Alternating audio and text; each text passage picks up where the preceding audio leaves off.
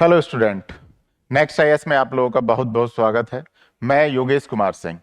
आशा करता हूं next IAS UP PCS आकलन 1 में आप लोगों का अनुभव काफी शानदार रहा होगा और आप लोगों को अपनी तैयारी और रणनीति को एक नई दिशा प्रदान करने में सहायक भी रहा होगा। आज हम लोग नेक्स्ट आईएएस यूपी पीसीएस आकलन 1 के current affairs IR miscellaneous part पर चर्चा करेंगे। तो चलिए स्टार्ट करते हैं। ऑपरेशन ब्लैक फॉरेस्ट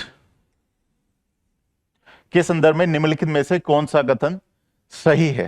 देखिए, ऑपरेशन ब्लैक फॉरेस्ट की बात की जाए तो यह छत्तीसगढ़ के नारायणपुर एवं बीजापुर जिले में भारतीय सुरक्षा बलों एवं राज्य पुलिस द्वारा संचालित एक नक्सल विरोधी अभियान था। इस नक्सल विरोधी अभियान में भारतीय सुरक्षा बलों को प्रमुख सफलता प्राप्त हुई। इस नक्सल विरोधी अभियान का संचालन केंद्रीय बल सीआरपीएफ, ठीक है, साथ में सीआरपीएफ की जो मुख्य कमांडो फोर्स है कोबरा, ठीक है, commando battalion for resolute action, cobra ने भी भाग लिया। इसके साथ साथ में छत्तीसगढ़ राज्य के पुलिस बल भी इसमें सम्मिलित थे। ठीक है, जैसा कि मैंने कहा कि यह छत्तीसगढ़ के नारायणपुर एवं बीजापुर जिले में संचालित हुआ। ठीक है, तो क्वेश्चन की ओर चलते हैं। ऑपरेशन ब्लैक फॉरेस्ट एक संयुक्त नक्सल विरोधी अभियान था, सही है। जैसा कि मैंने कहा कि नक्सल विरोधी अभियान था जिसमें छत्तीसगढ़, तेलंगाना और आंध्र प्रदेश के पुलिस बल शामिल थे। देखिए, छत्तीसगढ़ के पुलिस बल इसमें शामिल थे। इनके अलावा CRPF, central reserve police force के मुख्य बल और उनके कमांडो बल भी इसमें सम्मिलित थे, लेकिन तेलंगाना और आंध्र प्रदेश के पुलिस बल इसमें सम्मिलित नहीं थे। तो कथन एक सही नहीं है। ठीक है, देखिए, जो नारायणपुर और बीजापुर डिस्ट्रिक्ट है वो मुख्यतः तेलंगाना के बॉर्डर के पास और आंध्र प्रदेश के बॉर्डर के पास ही स्थित है, लेकिन मुख्य रूप से इसमें सीआरपीएफ और छत्तीसगढ़ पुलिस ने ही भाग लिया। कथन 2, यह अभियान मुख्य रूप से दंतेवाड़ा जिले में स्थित नक्सली ठिकानों को नष्ट करने के लिए चला गया था। कथन यह भी सही नहीं है। जैसा कि मैंने कहा कि यह छत्तीसगढ़ के बीजापुर एवं नारायणपुर जिले में नक्सली ठिकानों को नष्ट करने के लिए संचालित किया गया था। ठीक है, नीचे दिए गए कूट का प्रयोग कर सही उत्तर चुनिए। डी, न तो 1 न तो 2।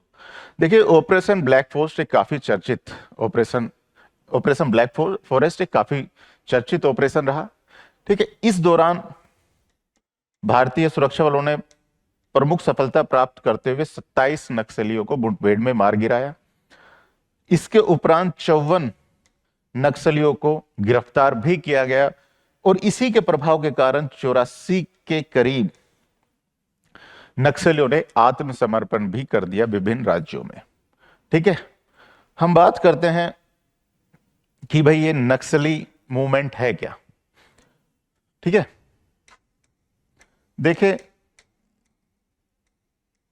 नक्सल आंदोलन एक नक्सल माओवादी आंदोलन है जो माओवादी विचारधारा से प्रभावित है।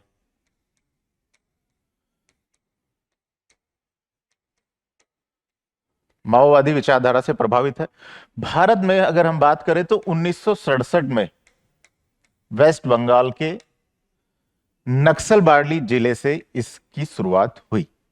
अगर हम बात करें तो इसका उद्देश्य है भारतीय राज्य व्यवस्था को पलटकर माओवादी विचारधारा पर आधारित राज्य का निर्माण करना, अर्थात यह भारतीय राज्य के विरुद्ध है। ठीक है, भारत की सुरक्षा के मामले में नक्सल आंदोलन को एक प्रमुख चुनौती माना जाता रहा है। अगर हम बात करें तो यह सबसे बड़ी संख्या में 2000 के दशक में बड़े स्तर पर देश में फैल गया था। माना जाता है कि लगभग 180 से अधिक जिले इस आंदोलन से प्रभावित थे, इस आंदोलन की चपेट में थे। इन जिलों को कुल रेड कॉरिडोर बोला जाता है।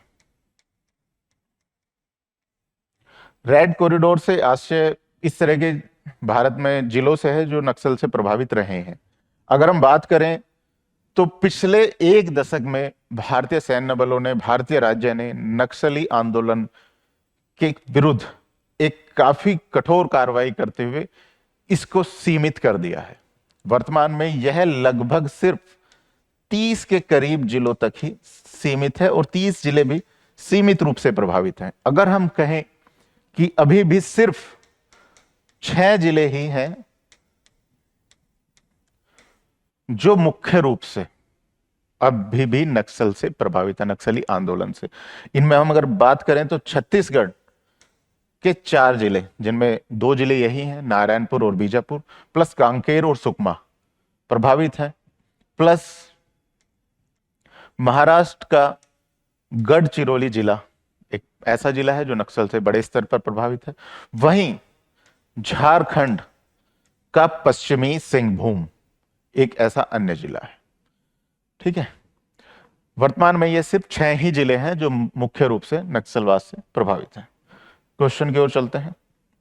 ठीक है, तो इसका answer D, operation black forest. जैसे कि हमने कहा, इस ऑपरेशन ब्लैक फॉरेस्ट में भारतीय सुरक्षा बलों ने एक बड़ी सफलता और हासिल की कि जो नक्सल आंदोलन के जनरल सेक्रेटरी नंबाला केशव राव, जिनको बासवराज भी जिसको कहा जाता है, उसको भी मुठभेड़ में ढेर कर दिया।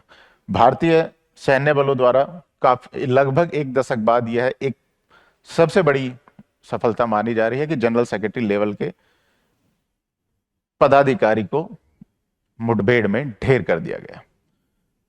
नेक्स्ट क्वेश्चन की ओर चलते हैं। नीचे दिए गए वैश्विक दिवसों को उनकी सही थीम यानी विषय से मिलाइए। देखिए, है क्या कि चाहे वो यूपीपीसीएस हो या यूपीएससी, समय समय पर प्रीलिम्स में तो विभिन्न रिपोर्ट्स व सूचकांक पूछता रहा है। ठीक है, और यूपीपीसीएस तो 2 से 3 क्वेश्चन कम से कम रिपोर्ट, सूचकांक आदि इन पर जरूर पूछता है। ठीक है, तो चलते हैं क्वेश्चन की ओर। विश्व मौसम विज्ञान दिवस। ठीक है, देखिए 24 मार्च, हर वर्ष ये 24 मार्च को मनाया जाता है और WMO, विश्व मौसम विज्ञान संगठन, वर्ल्ड मेट्रोलॉजिकल ऑर्गेनाइजेशन, ठीक है, वर्ल्ड मेट्रोलॉजिकल ऑर्गेनाइजेशन का गठन हुआ था 24 मार्च 1950। ठीक है, WMO का उद्देश्य है विश्व भर में जलवायु विज्ञान, मौसम विज्ञान, जल विज्ञान संबंधी सहयोग को बढ़ावा देना और सहयोग करना। ठीक है, तो WMO के जब गठन हुआ था उस दिन के उपरांत से ये 24 मार्च को हम हर वर्ष इसको मनाते हैं। ठीक है, और इस वर्ष अगर हम बात करें तो इसकी थीम थी अंतर्गो पाटना, प्रारंभिक चेतावनियों के लिए मिलकर कार्य करना। ठीक है, विश्व जल दिवस। ठीक है, विश्व जल दिवस जल संरक्षण को बढ़ावा देने, ठीक है, और जल के सतत उपयोग को जारी रखने के लिए, ये जागरूकता बढ़ाने के लिए आयोजित किया जाता है और यह है हर वर्ष 23 मार्च को इसका आयोजन किया जाता है। अगर हम बात करें तो 2025 में इस दिवस की थीम थी शांति के लिए जल और ग्लेशियर संरक्षण। चलते हैं आगे। देखिए, अंतर्राष्ट्रीय वन दिवस, यह वनों के बारे में जागरूकता बढ़ाना इसका एक प्रमुख उद्देश्य है।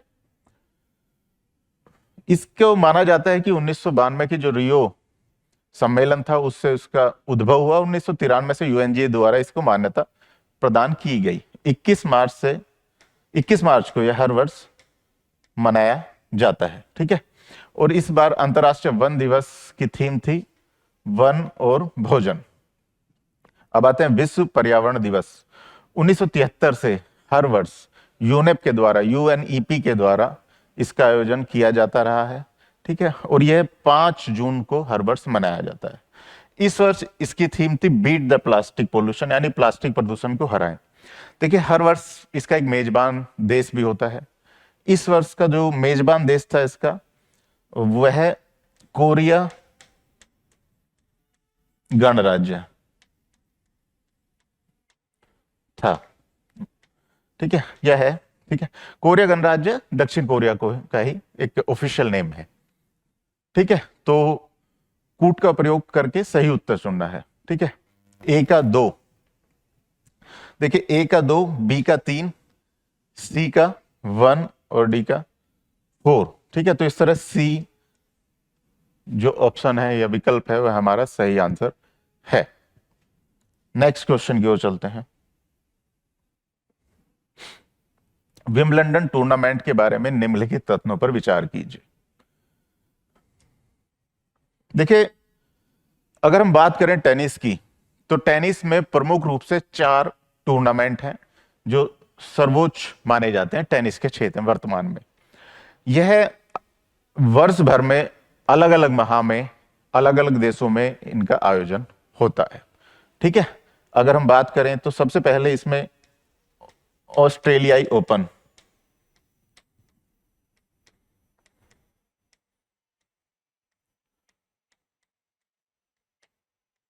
ठीक है, वर्ष में सबसे पहले ऑस्ट्रेलिया ओपन का आयोजन होता है जो जनवरी में किया जाता है।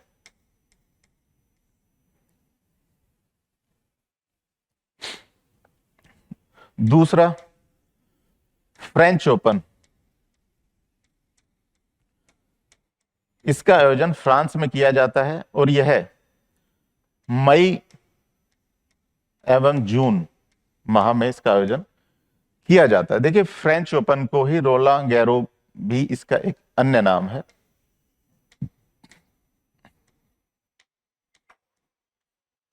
इसका एक अन्य नाम है। ठीक है, जो तीसरा ओपन होता है वर्ष का वह आपका विंबलडन होता है। ठीक है, इंग्लैंड में, यूके में इसका आयोजन किया जाता है और यह जून माह में होता है।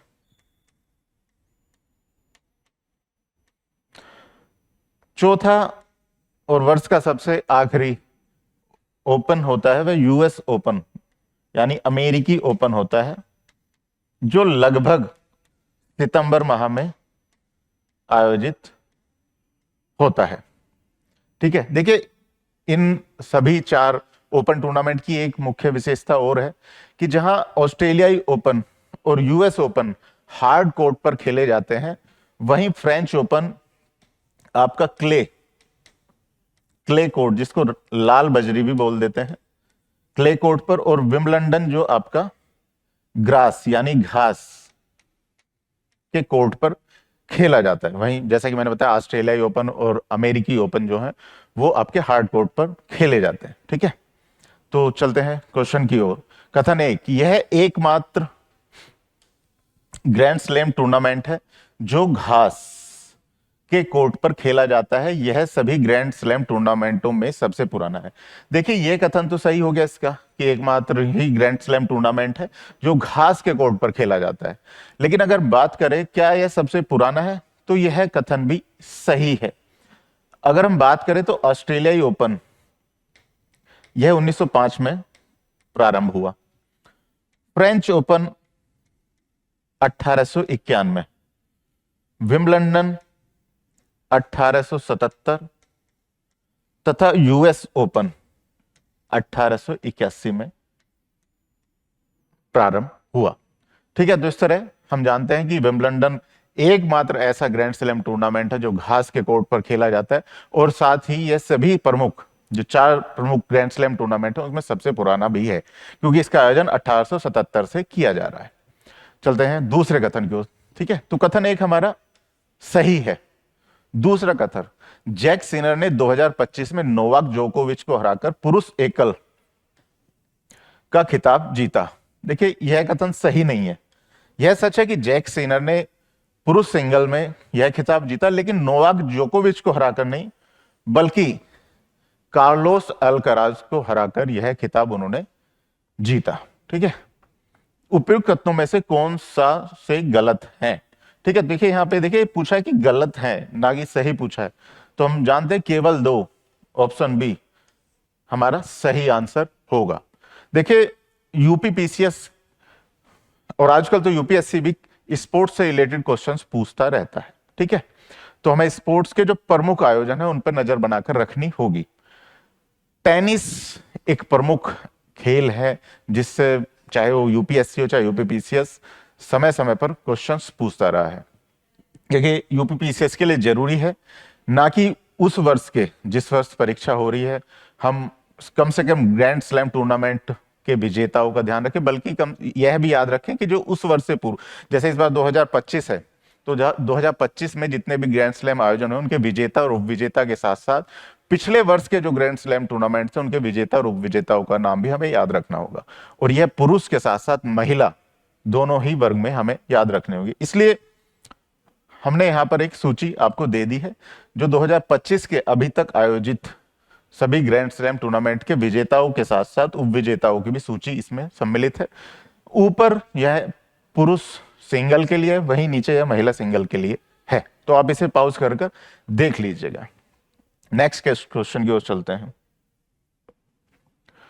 निम्नलिखित कथनों पर विचार कीजिए। चेनाब रेल पुल विश्व का सबसे ऊंचा रेलवे पुल है, सबसे ऊंचा।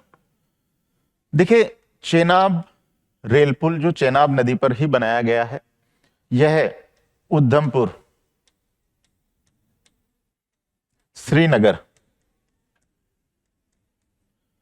और बारामूला रेलवे लिंक को जोड़ने के लिए बनाया गया है। यह चेनाब नदी के ऊपर बनाया गया। यह भी सच है कि विश्व का सबसे ऊंचा रेलवे पुल है। इसकी ऊंचाई नदी की सतह से लेकर 359 मीटर है। इस तरह विश्व का सबसे ऊंचा आर्च रेलवे पुल बन जाता है। ठीक है, अगर हम बात करें तो इसका निर्माण कोंकण रेलवे कॉरपोरेशन लिमिटेड के द्वारा किया गया है। ठीक है, देखिए यह कोंकण रेलवे कॉरपोरेशन एक पीएसयू है जो कोंकण रेलवे का संचालन करती है। ठीक है, तो इस तरह हमारा कथन एक सही हो जाता है। कथन दो की ओर चलते हैं। यह पुल उधमपुर श्रीनगर बारामूला रेल लिंक परियोजना का हिस्सा है। कथन दो भी हमारा सही है, जैसा कि अब हम लोगों ने अभी चर्चा की थी। अब चलते हैं तीन की ओर। यह पुल सस्पेंशन ब्रिज तकनीक पर आधारित है। ठीक है, देखिए पुल बनाने की विभिन्न तकनीकें हैं जिसमें सस्पेंशन ब्रिज तकनीक और आर्क ब्रिज तकनीक प्रमुख हैं। देखिए ये चेनाब रेलवे पुल है। ठीक है, इसमें जो मुख्य डेक है उसको एक आर्च के जरिए सपोर्ट दिया गया है। ठीक है, तो यही आर्च ब्रिज टेक्निक है जिसमें आर्च का प्रयोग करते हुए पुलों का निर्माण किया जाता है। ये एक इमेज है, ये ब्रिटिश टाइम में बने हुए जो ऋषिकेश में भारत के सबसे प्रमुख या सबसे चर्चित पुलों में से एक, हालांकि बहुत बड़ा पुल नहीं है लेकिन सबसे चर्चित में से एक जरूर है। इसको लक्ष्मण झूला कहते हैं। वर्तमान में यह कार्यरत नहीं है। ठीक है, यह उत्तराखंड के ऋषिकेश शहर में स्थित है। ठीक है, हम देखेंगे कि इसमें जो मेन डेक है उसको एक बड़े केबल और छोटी अन्य रस्सियों के जरिए सपोर्ट प्रदान किया गया है। ठीक है, ये देखिए एक मेन केबल है और ये छोटी रस्सियों के जरिए इस मेन डेक को सपोर्ट प्रदान किया गया है। यह सस्पेंशन ब्रिज टेक्निक है। ठीक है, दोबारा से हम क्वेश्चन की ओर चलते हैं। ठीक है, कथन तीन, यह पुल सस्पेंशन ब्रिज तकनीक पर आधारित है। तो सही नहीं है, क्योंकि अभी हमने चर्चा की यह आर्च ब्रिज टेक्निक पर बना हुआ है। ठीक है, उपयुक्त कथनों में से कौन से कथन सही हैं? ठीक है, ऑप्शन ए केवल 1 और 2 हमारा सही आंसर है। ठीक है, देखिए ध्यान रखिए, यह उधमपुर श्रीनगर बारामूला जो रेल परियोजना है, यह जम्मू कश्मीर और लद्दाख क्षेत्र में एक अर्थव्यवस्था को बढ़ावा देने का एक प्रमुख प्रयास है। जितना यह आर्थिक रूप से महत्वपूर्ण है यह रेल लिंक, उतना ही रणनीतिक रूप से भी महत्वपूर्ण है। अगले क्वेश्चन की ओर चलते हैं।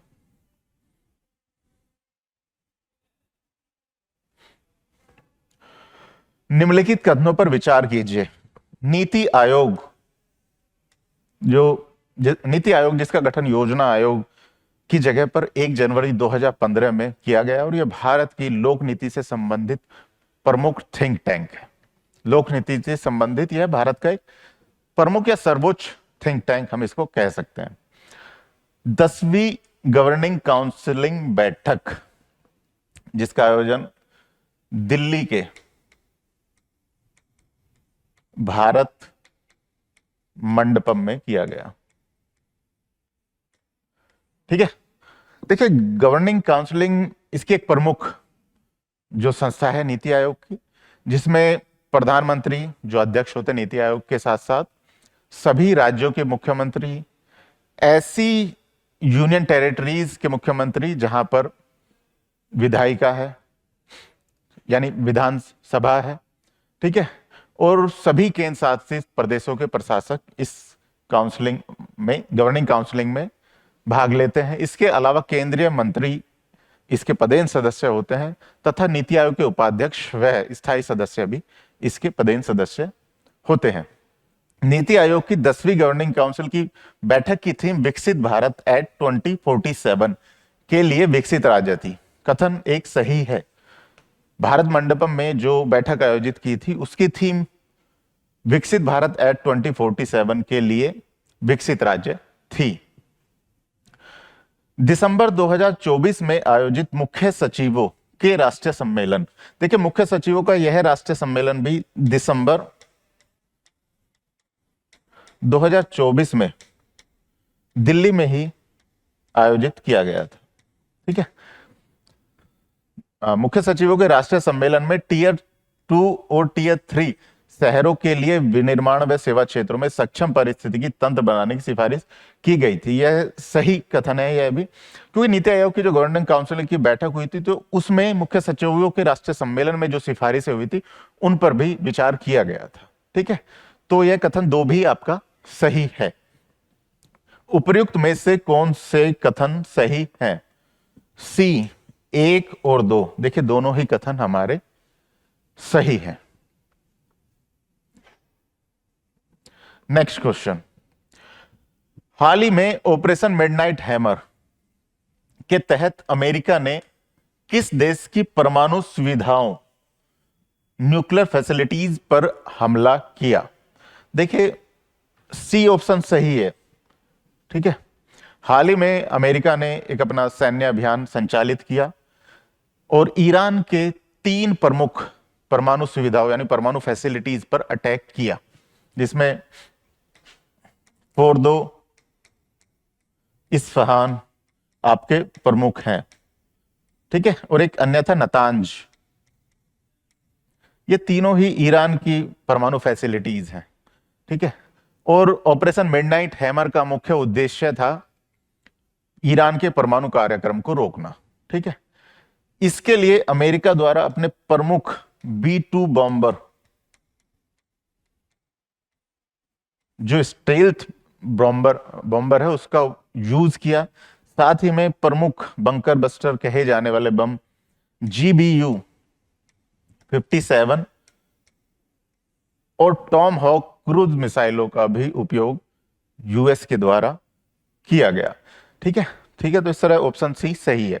देखिए ये अपने आप में प्रमुख इसलिए भी बन गया क्योंकि काफी चर्चित मुद्दा रहा था वैश्विक स्तर पर, क्योंकि ईरान की संसद ने उसके बाद एक प्रस्ताव पारित किया और उन्होंने कहा कि अब हम जो होर्मुज स्ट्रेट है, होर्मुज जल डमरू मध्य है, जो कि एक प्रमुख मार्ग है विश्व के तेल व्यापार का, कि उस पर कुछ प्रतिबंधों को हम लागू करेंगे। अगर ऐसा होता है तो विश्व की अर्थव्यवस्था पर एक बड़ा असर पड़ेगा। ठीक है, क्योंकि तेल व्यापार का एक बड़ा मार्ग होर्मुज जल डमरू मध्य से होकर जाता है। नेक्स्ट क्वेश्चन की ओर हम चलते हैं। डिजिटल इंडिया, देखिए 2015 में भारत को डिजिटली रूप से और विकसित बनाने के लिए डिजिटल इंडिया अभियान आयोजित किया गया। इसका प्रमुख उद्देश्य था भारत की डिजिटल अर्थव्यवस्था को बढ़ावा देना। डिजिटल इंडिया के संदर्भ में निम्नलिखित कथनों पर विचार कीजिए। ठीक है, देखिए पिछले 10 वर्षों में वाकई में डिजिटल इंडिया पहल के प्रयासों से देश में डिजिटली काफी बड़े सुधार हुए हैं।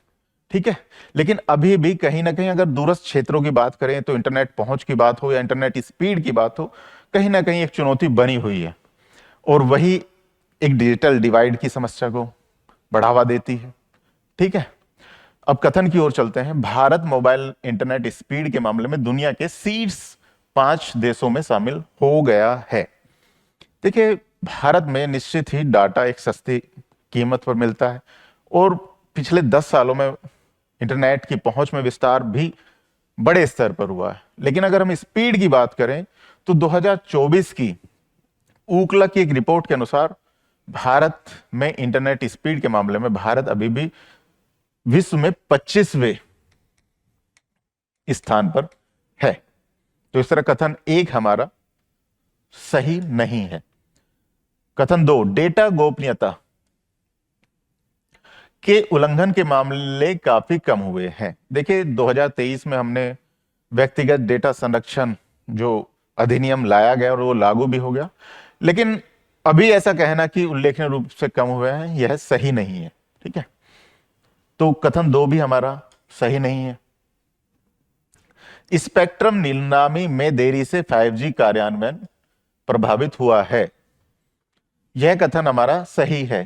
देखिए, विभिन्न कारणों से स्पेक्ट्रम नीलामी करने में देरी हुई है, जिससे जो हमारी टेलीकॉम कंपनीज हैं उनका 5G का जो कार्यान्वयन था वह प्रभावित हुआ है। ठीक है, तो कथन 3 हमारा सही है। कथन 4 की ओर चलते हैं। ग्रामीण क्षेत्रों में डिजिटल साक्षरता केवल 37% है। कथन 4 भी सही है। ग्रामीण क्षेत्रों में डिजिटल साक्षरता अभी केवल 37% है। यही कारण है कि भारत सरकार और राज्य सरकारों द्वारा काफी प्रयास किए जा रहे हैं, जैसे भाई प्रधानमंत्री डिजिटल साक्षरता मिशन, डिजिटल साक्षरता अभियान। ठीक है, भाषिनी ऐप जैसे प्रयास। ठीक है, इसके अलावा आप देखो तो उमंग, डिजी लॉकर, यह सब ऐसे ही प्रयास हैं जो भारत में डिजिटल साक्षरता को बढ़ावा देने और डिजिटल पहुंच को बढ़ावा देने के प्रयास करें। इसके अलावा देखोगे कॉमन सर्विस सेंटर यानी CSCs का भी काफी विस्तार हुआ है। ठीक है, जिससे ई सेवाएं, ई गवर्नेंस प्रदान करने की हमारी क्षमताओं में भी काफी वृद्धि हुई है। ठीक है, उपयुक्त कथनों में से कौन सा से सही है? देखिए, केवल 3 और 4 यानी ऑप्शन ए सही विकल्प है। अगले क्वेश्चन की ओर चलते हैं।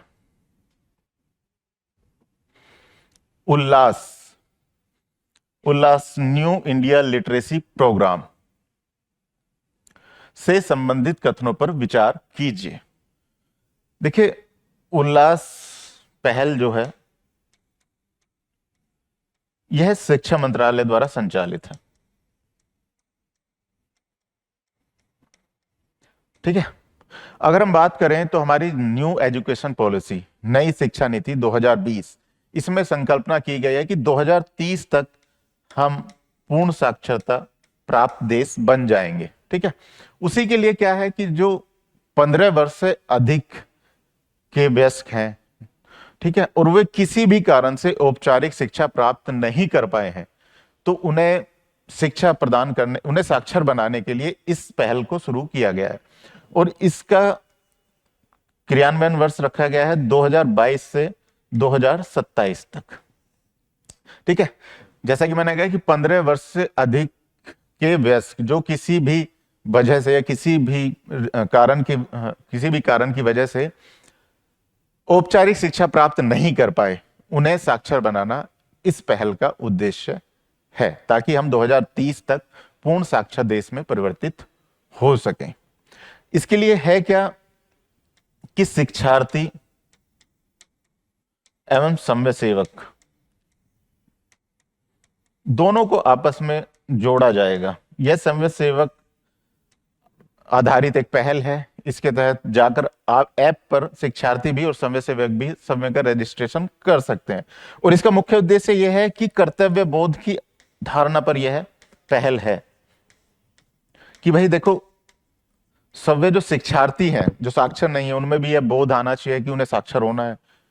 साथ ही जो अन्य साक्षर व्यक्ति, उनमें भी यह बोध, कर्तव्य बोध की भावना आनी चाहिए कि भाई देश में अभी काफी लोग ऐसे हैं जो साक्षर नहीं है, तो वो साक्षर हैं तो अन्य लोगों को साक्षर बनाने के लिए प्रयास करें। तो ऐसे लोग कर्तव्य बोध की भावना से समय को समय सेवक के रूप में ऐप में नामांकन या पंजीकरण कर सकते हैं। ठीक है, तो जैसे कि यह शिक्षा मंत्रालय सही के सामाजिक न्याय एवं सशक्तिकरण विभाग द्वारा संचालित किया जा रहा है, नहीं, यह शिक्षा मंत्रालय के स्कूली शिक्षा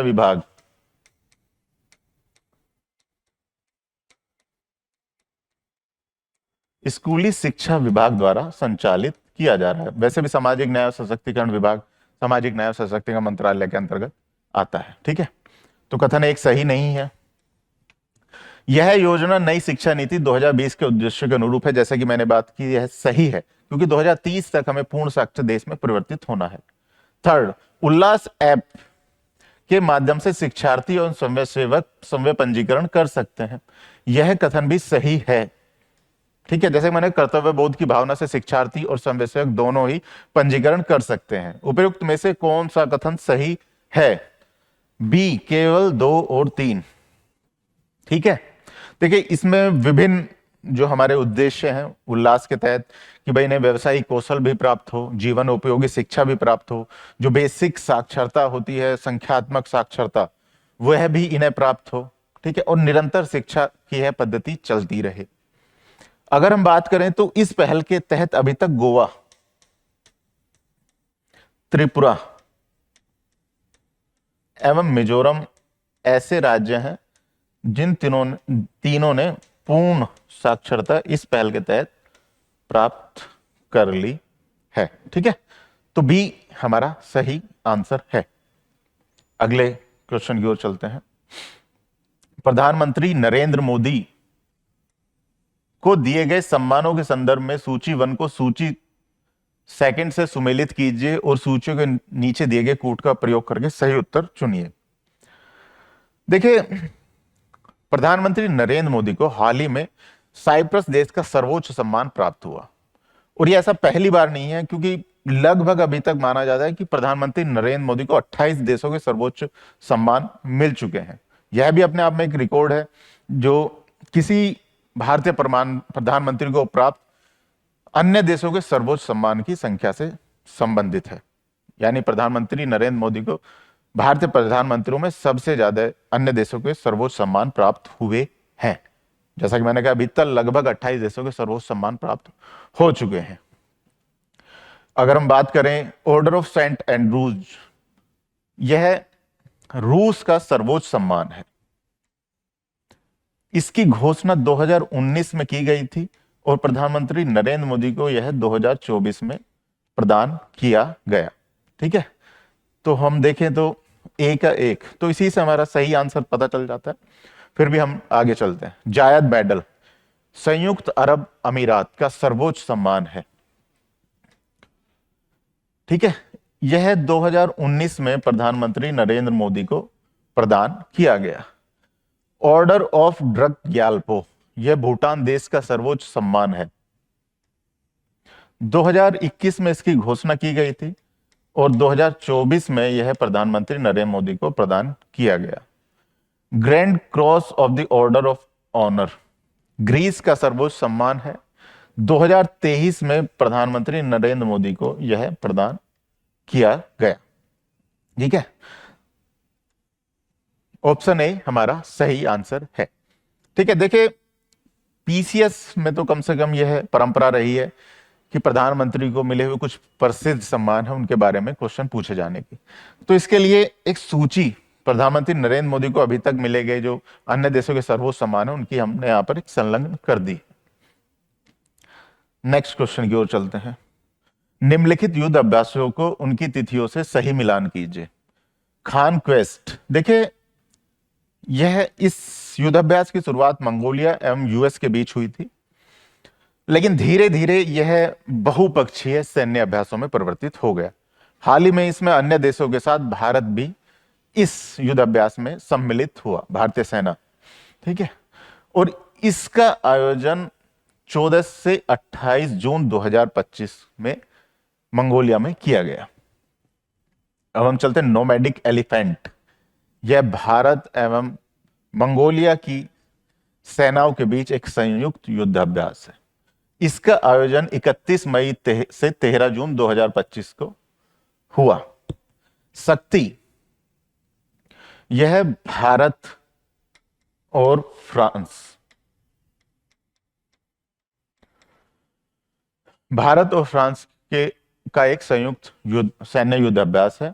यह 18 जून से 1 जुलाई 2025 के बीच आयोजित किया गया। इंदिरा की अगर बात करें तो यह भारत और रूस के बीच एक नौसैनिक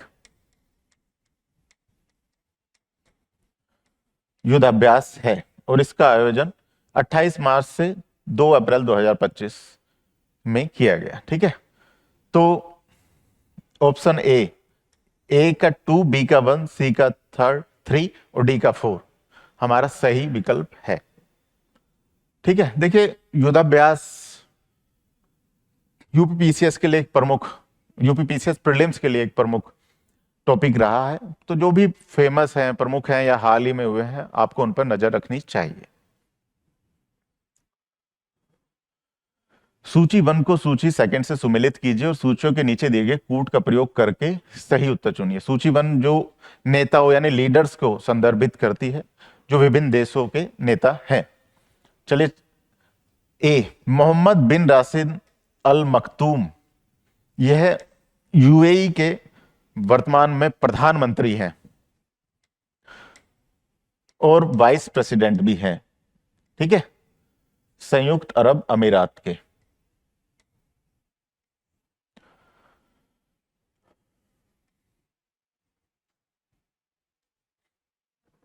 जूनियर मार्क कार्नी हाल ही में कनाडा में पूर्व प्रधानमंत्री जस्टिन ट्रूडो की जगह जूनियर मार्क कार्नी पद पर आसीन हुए। यह एक प्रमुख अर्थशास्त्री भी हैं और कनाडा की लिबरल पार्टी के लीडर भी हैं। ठीक है, तो बी का 1 कनाडा। कमला प्रसाद बिसेसर, देखिए इनका अभी ट्रिनिडाड एंड टोबैगो के प्रधानमंत्री के रूप में चयन हुआ। ऐसा पहली बार नहीं है, इससे पूर्व ये 2010 से लेकर 2015 तक भी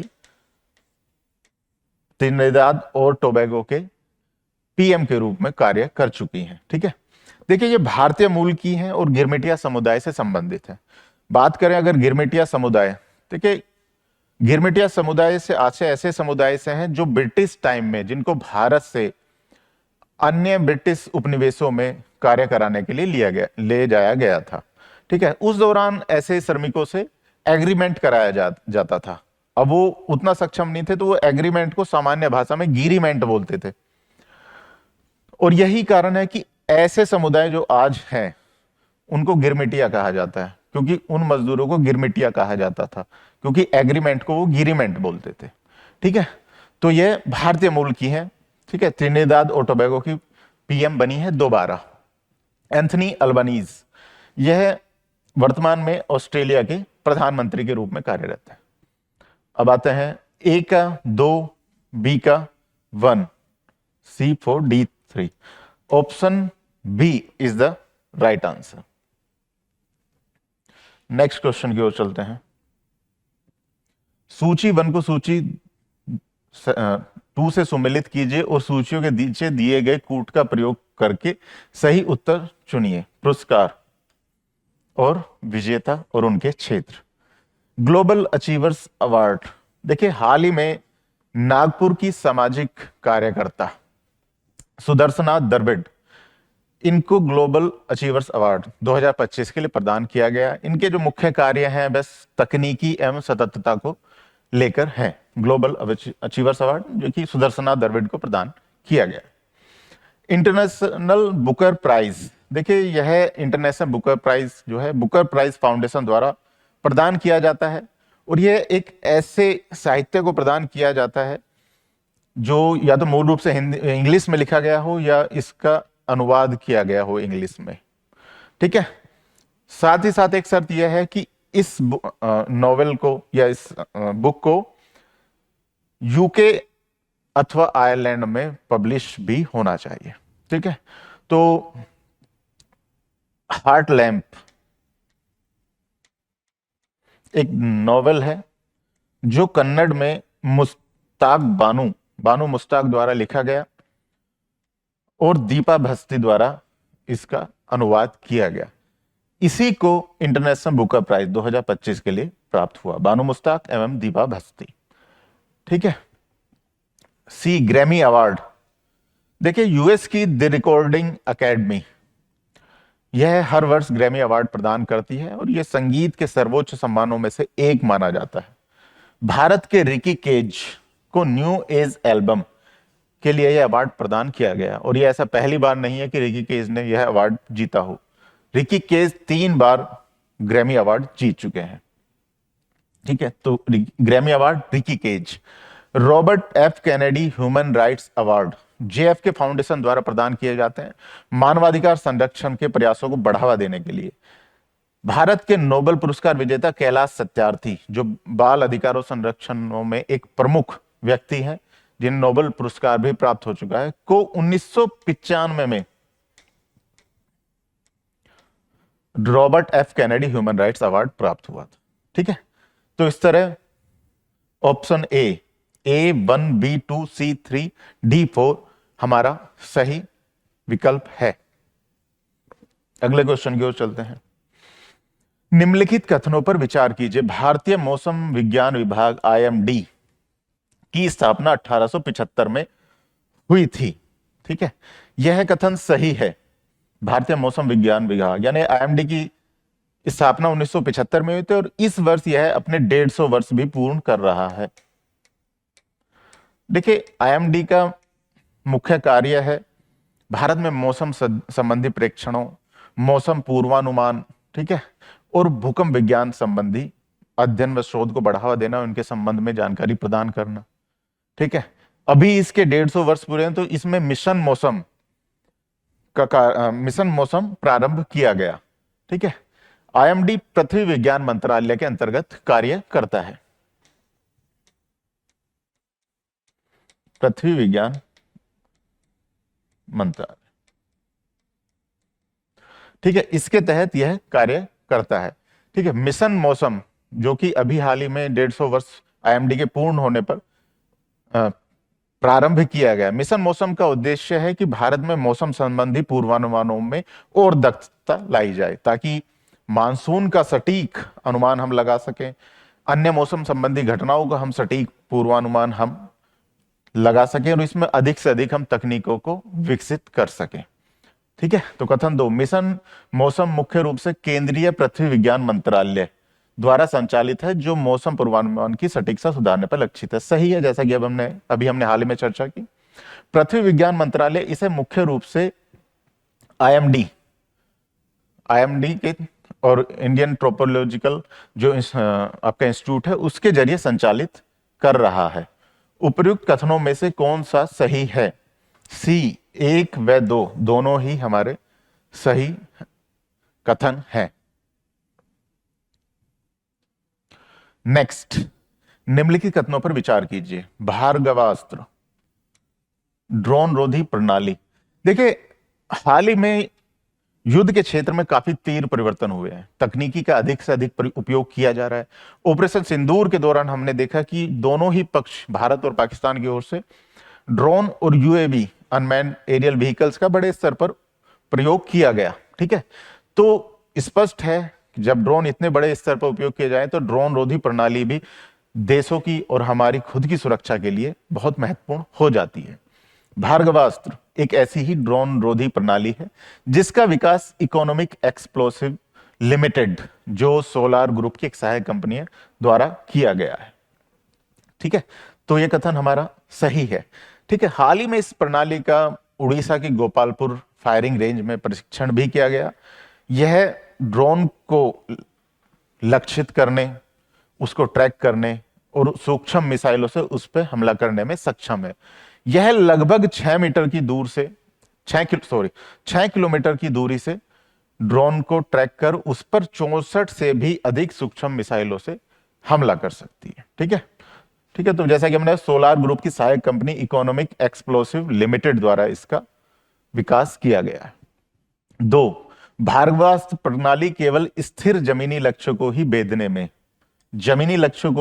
में सक्षम है।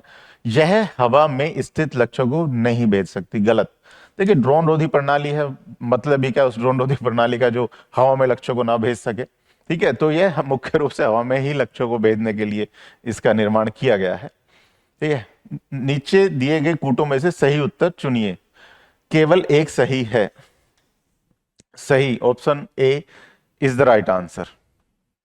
घाटमपुर ताप विद्युत परियोजना। देखिए घाटमपुर उत्तर प्रदेश के कानपुर नगर का एक प्रमुख कस्बा है।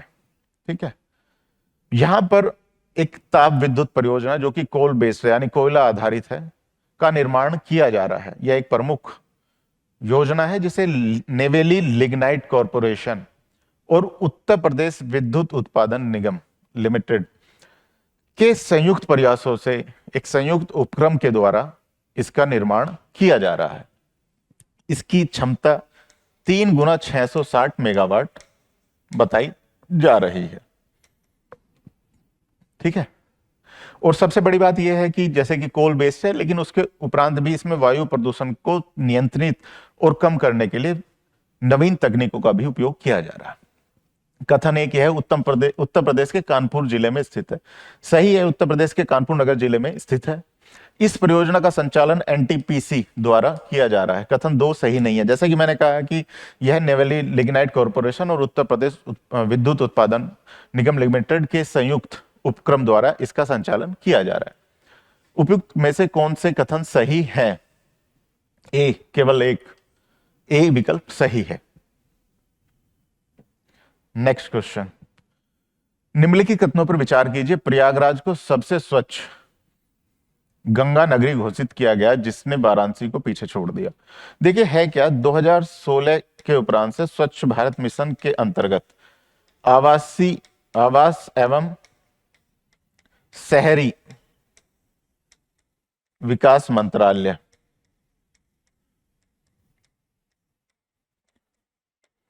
द्वारा स्वच्छता सर्वेक्षण का हर वर्ष आयोजन किया जाता रहा है।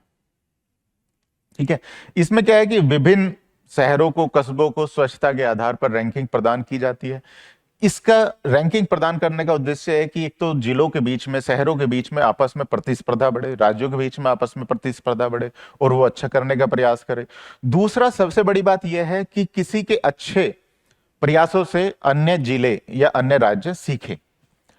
ठीक है, तो इसमें क्या है कि जो प्रयागराज को सबसे स्वच्छ गंगा नगरी घोषित किया गया जिसने वाराणसी को पीछे छोड़ दिया, सही है। इस वर्ष प्रयागराज को सबसे स्वच्छ गंगा नगरी घोषित किया गया। देखिए गंगा नगरी, स्वच्छ गंगा नगरी की इसमें एक अलग कैटेगरी है जिसमें प्रयागराज को इस वर्ष प्रथम स्थान प्राप्त हुआ है। ठीक है, इसके अलावा देखिए महाकुंभ का आयोजन भी इस वर्ष किया गया था, तो वहां पर प्रयागराज को स्पेशल सम्मान भी प्रदान किया गया जो उत्तर प्रदेश गवर्नमेंट, प्रयागराज मेलाधिकारी और प्रयागराज नगर निगम को संयुक्त रूप से प्रदान किया गया। ठीक है, विशेष सम्मान महाकुंभ के आयोजन के लिए। ठीक है, प्रयागराज को ओडीएफ प्लस प्लस शहरों में पहला स्थान प्राप्त हुआ। देखिए ये कथन सही नहीं है। ओडीएफ प्लस प्लस इसमें रैंकिंग नहीं, बस ये एक मान्यता है जो प्रदान की जाती है। जहां बात करें देखिए ओडीएफ की, तो ओडीएफ से तात्पर्य खुले में शौच से मुक्त। ओडीएफ प्लस से तात्पर्य है कि खुले में शौच से मुक्त के साथ साथ वहां पे ना तो खुले में यूरिनेट यानी मूत्र विसर्जन किया जाता है और साथ ही वहां पर सभी जो सार्वजनिक शौचालय या सामुदायिक शौचालय हैं वे मतलब सही से संचालित भी हैं। ओडीएफ प्लस प्लस की बात करें तो उसमें ओडीएफ प्लस के अतिरिक्त एक प्रावधान यह है कि वहां पर ठोस कचरे एवं मल का निस्तारण भी सही प्रकार से किया जा रहा है। उनको खुले में नहीं छोड़ा जाता अथवा किसी जलीय निकाय में सीधे उनको प्रवाहित नहीं किया जाता। ठीक है, तो इसमें रैंकिंग नहीं, यह एक कैटेगरी है जिसके अंतर्गत मान्यता प्रदान की जाती है। तो कथन दो हमारा सही नहीं है। हम बात करें स्वच्छता सर्वेक्षण में, तो इस वर्ष सुपर स्वच्छ लीग शहर की एक कैटेगरी बनाई गई जो सर्वोच्च या सबसे स्वच्छ शहरों को प्रदान की गई। ठीक है, इसमें आपका सूरत, इंदौर, नवी मुंबई और विजयवाड़ा शामिल हैं। वहीं हम बात करें स्वच्छ शहरों में तो अहमदाबाद, ठीक है, अहमदाबाद और सूरत प्रमुख 2 शहर थे। अगर हम बात करें सुपर स्वच्छ लीग शहर, तो अभी जो ये है 10 लाख से अधिक की कैटेगरी, जैसा कि मैंने अभी बताया कि इसमें आपका सूरत, इंदौर, नवी मुंबई और विजयवाड़ा शामिल थे 10 लाख प्लस में। वहीं एक प्रमुख तथ्य यह ध्यान रखिएगा कि 3 से 10 लाख की जो कैटेगरी है उसमें उत्तर प्रदेश का नोएडा एवं चंडीगढ़ भी शामिल है। इसके अलावा अन्य शहर भी हैं, लेकिन हमें प्रमुख रूप से नोएडा को याद रखने की आवश्यकता है। यह सुपर स्वच्छ लीग शहर में 3 से 10 लाख की कैटेगरी में शामिल रहा। वहीं हम बात करें तो कैंट, एक स्वच्छ कैंट के मामले की भी एक कैटेगरी होती है जो सिकंदराबाद को इस सर्वेक्षण में प्रदान किया गया। सिकंदराबाद छावनी यानी सिकंदराबाद कैंट को यह सम्मान प्रदान किया गया। ठीक है, चलते हैं क्वेश्चन के। उपयुक्त में से कौन से कथन सही हैं? केवल एक। ठीक है, प्रयागराज को स्वच्छ गंगा नगरी का अवार्ड में मिला और साथ ही में महाकुंभ के आयोजन के लिए विशेष सम्मान भी प्रदान किया गया। नेक्स्ट क्वेश्चन, निम्नलिखित में से कौन सा कथन एआई प्रज्ञा कार्यक्रम के संदर्भ में सही है? ठीक है, देखिए है क्या कि हाल ही में उत्तर प्रदेश सरकार द्वारा वर्ल्ड बैंक, विश्व बैंक के सहयोग से, world bank plus UP government, ठीक है, उत्तर प्रदेश सरकार द्वारा वर्ल्ड बैंक के सहयोग से 2 पहलों का आयोजन किया गया। प्रथम एआई प्रज्ञा,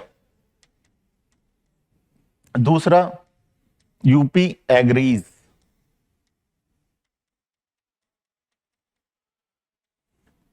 एआई प्रज्ञा इस पहल के तहत एक स्किल पूल का निर्माण करना है जिसमें प्रदेश के युवा शामिल होंगे। इसमें लक्ष्य रखा गया है 10 लाख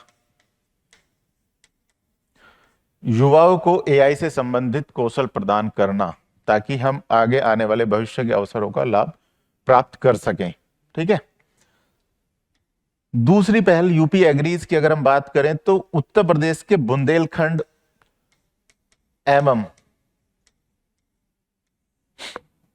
पूर्वी उत्तर प्रदेश के 28 जिले शामिल हैं। इसके तहत कृषि क्षेत्र में उत्पादन वृद्धि एवं विकास के लिए तकनीकी का अधिकाधिक प्रयोग किया जाएगा। ठीक है, और ये दोनों ही विश्व बैंक के साथ सहयोग से हैं। ठीक है, कथन 1 की ओर चलते हैं। इस कार्यक्रम के तहत 10 लाख युवाओं को कृत्रिम बुद्धिमत्ता में प्रशिक्षित करने का लक्ष्य है। कथन 1 सही है, जैसा कि हमने कहा कि 10 लाख युवाओं का एक टैलेंट पूल का निर्माण करना है।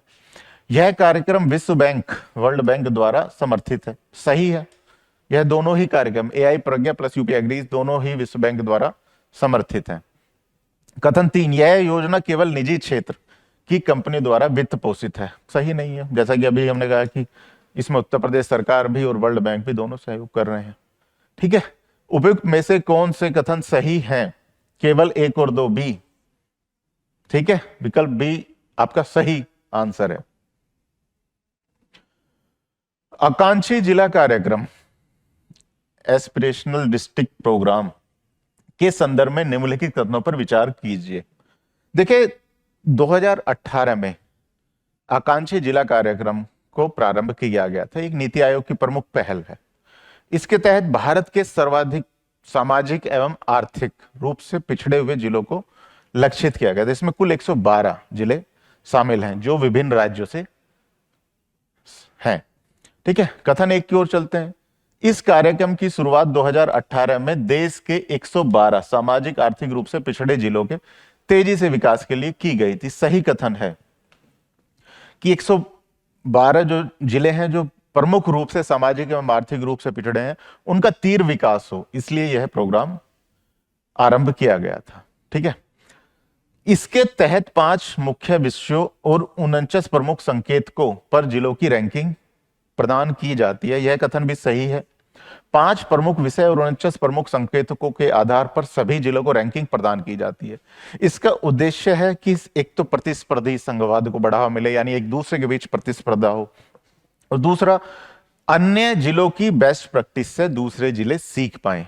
मान लेते हैं कि जिला ए अगर वह शिक्षा के क्षेत्र में एक तीव्र प्रगति करता है, तो हम पता कर सकते हैं कि उसने ऐसे अन्य क्या कदम उठाए कि उसको तीव्र गति तीव्र रूप से प्रगति में सहायता मिली तो अन्य जिले भी उसको अप्लाई कर सकते हैं। ठीक है, तो इसलिए रैंकिंग प्रदान की जाती है जिसमें 5 मुख्य विषय और 49 प्रमुख प्रदर्शन संकेतक शामिल हैं।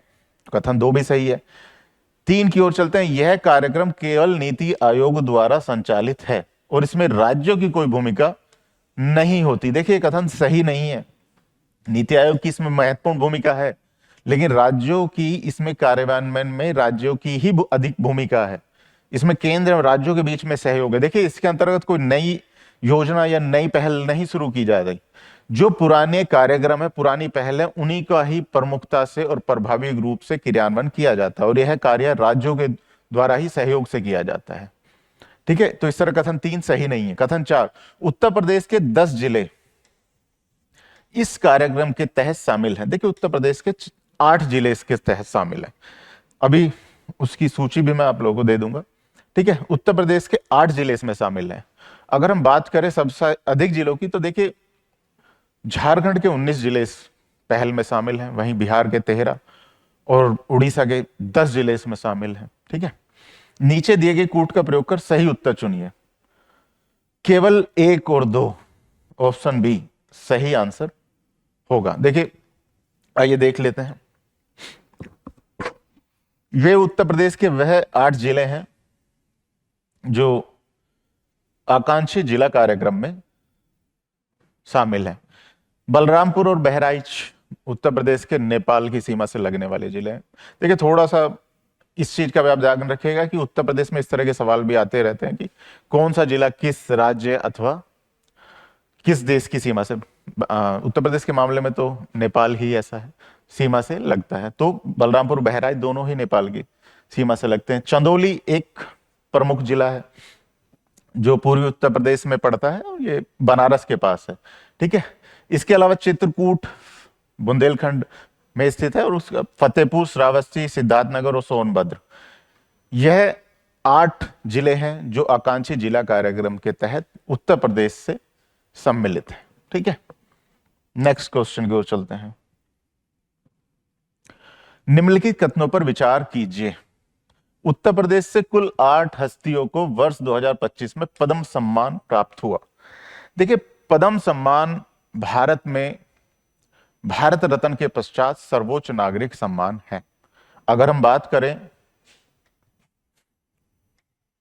तो पद्म विभूषण भारत में दूसरे नंबर का सर्वोच्च सम्मान है, फिर पद्म भूषण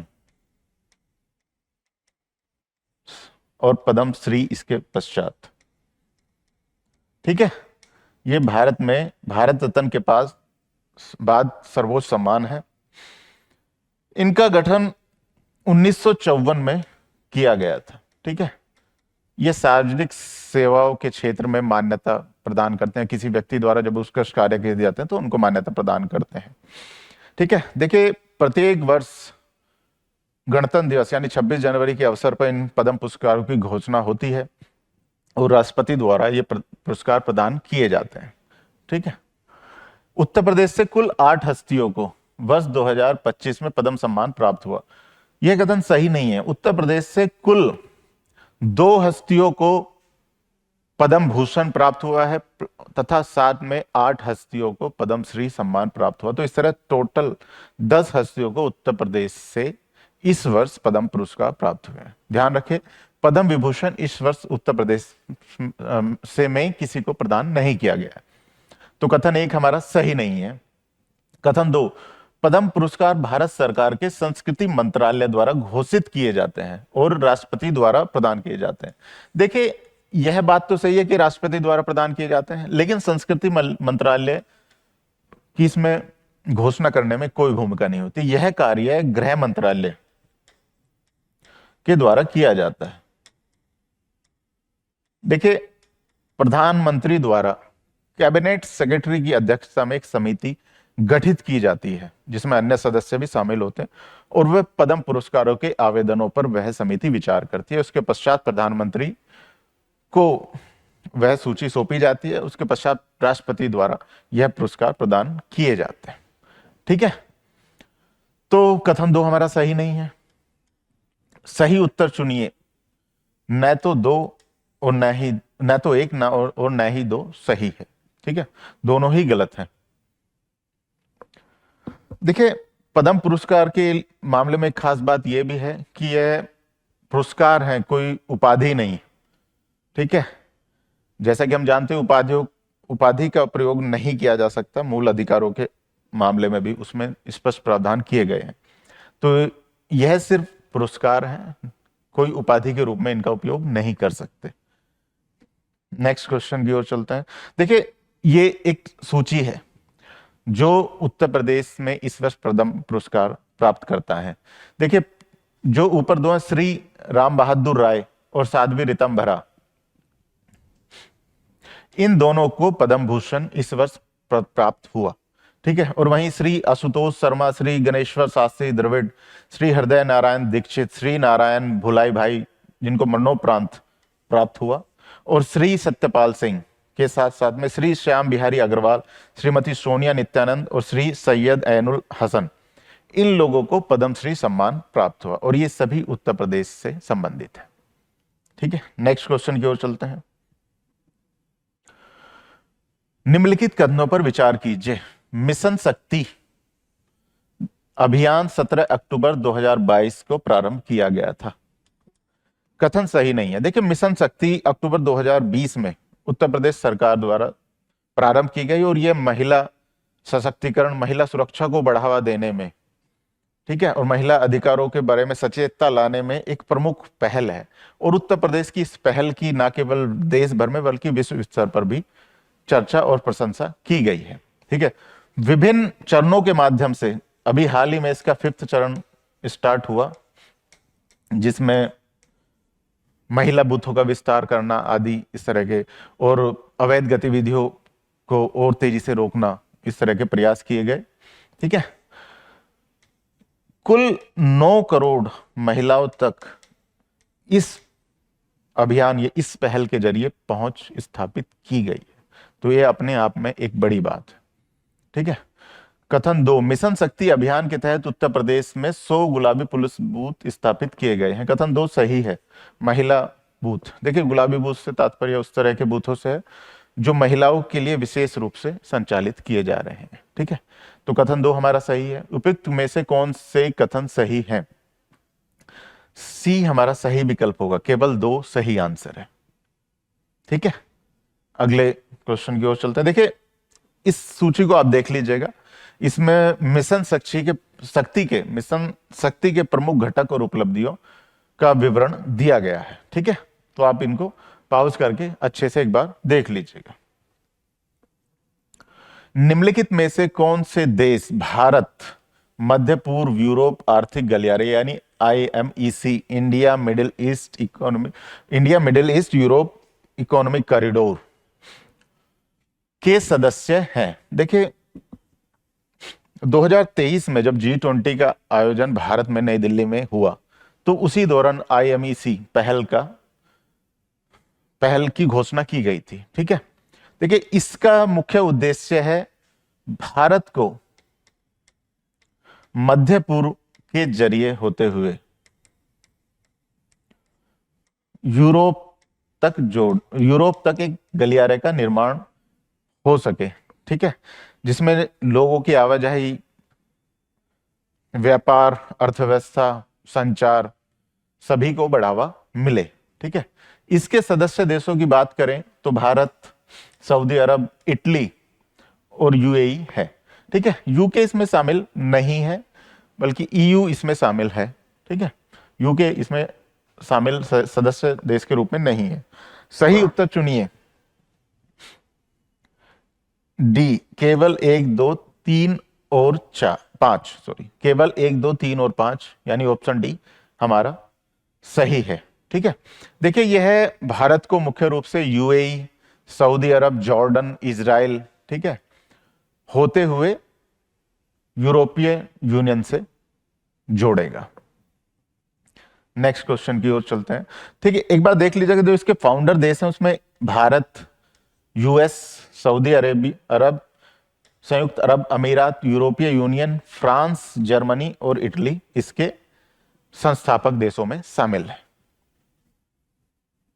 नेक्स्ट, संसद की समितियों के बारे में दिए गए कथन पर विचार कीजिए। ठीक है, देखिए संसदीय समिति, देखिए संसद अपने आप में एक बड़ी संस्था है, ठीक है, जिसके काम भी विभिन्न प्रकार की प्रकृतियों के हैं। ठीक है, एक बड़ी संस्था है तो एक समय का अभाव भी है, और कई मामलों में देखें तो विशेषज्ञता का भी कहीं ना कहीं अभाव झलकता है।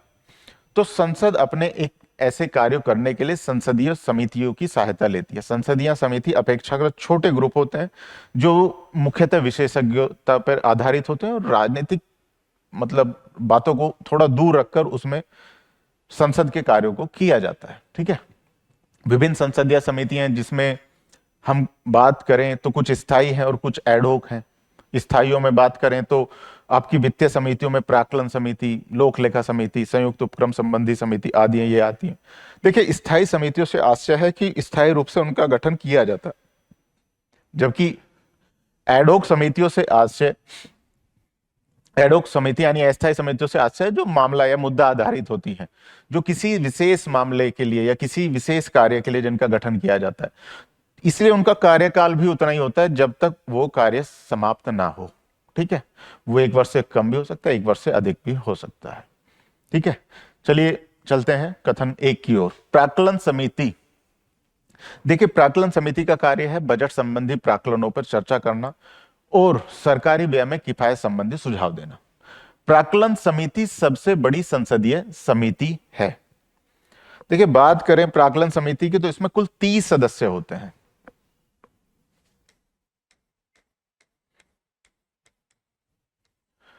ठीक है, 1950 में जॉन मथाई समिति के सुझाव के उपरांत इस समिति का गठन किया गया था। यह संसद की प्रमुख वित्त समितियों में से एक है। ठीक है, इसमें 30 सदस्य होते हैं, लेकिन क्या यह संसद की सबसे बड़ी संसदीय समिति है? तो कथन जवाब है नहीं, क्योंकि संसदीय समिति में से आए थे विभाग संबंधी समितियां, जो विभिन्न समितियां वर्तमान में 24 समितियां हैं। इनमें सदस्यों की संख्या 31 होती है। ठीक है, तो इसका मतलब है प्राक्कलन समिति सबसे बड़ी संसदीय समिति नहीं है। तो कथन 1 हमारा सही नहीं है। ठीक है, जैसा कि हमने कहा 30 सदस्य इस समिति में, तो सभी सदस्य लोकसभा द्वारा अपने संवय के सदस्यों में से ही चुने जाते हैं, अर्थात राज्यसभा का कोई सदस्य इस समिति का सदस्य नहीं होता है।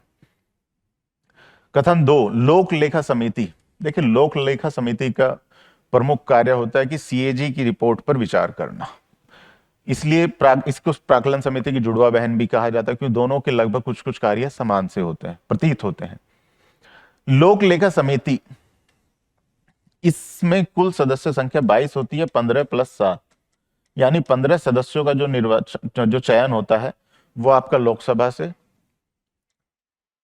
और 7 सदस्यों का चयन आपका राज्यसभा से होता है, और ये संवय सदन के सदस्य ही आपस में करते हैं। ठीक है, 1967 से एक परंपरा और चली आ रही है कि इस समिति का जो अध्यक्ष होता है वो विपक्ष का सदस्य होता है। यह सिर्फ एक परंपरा है, कोई विधिक प्रावधान नहीं है। ठीक है, चलते हैं। लोक लेखा समितियों को प्राक्कलन समिति की जुड़वा बहन के रूप में जाना जाता है। कथन सही है, लोक लेखा समिति और प्राक्कलन समितियों को जुड़वा बहनें भी कहा जाता है। कथन 3, सरकारी उपक्रम समिति, इसको हटा देते हैं। ठीक है, सरकारी उपक्रम समिति, देखिए 1964 में मेनन समिति,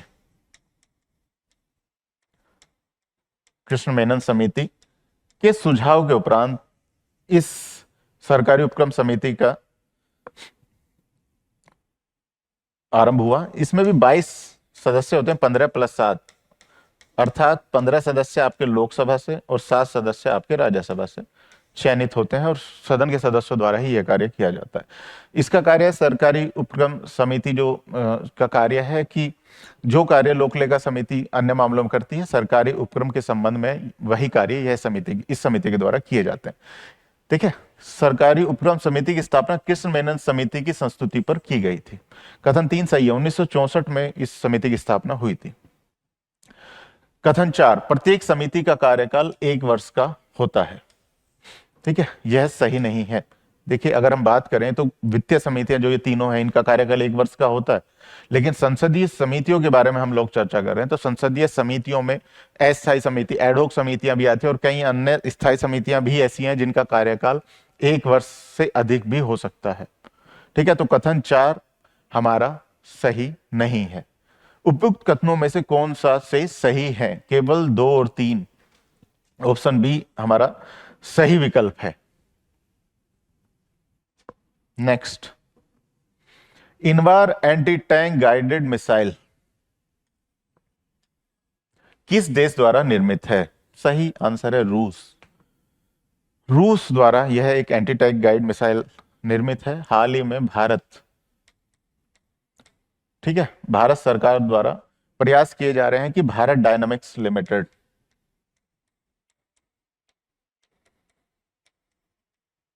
जो कि एक पीएसयू है, के साथ एक समझौता कर इनवार एंटी टैंक गाइडेड मिसाइलों को प्राप्त किया जा सके।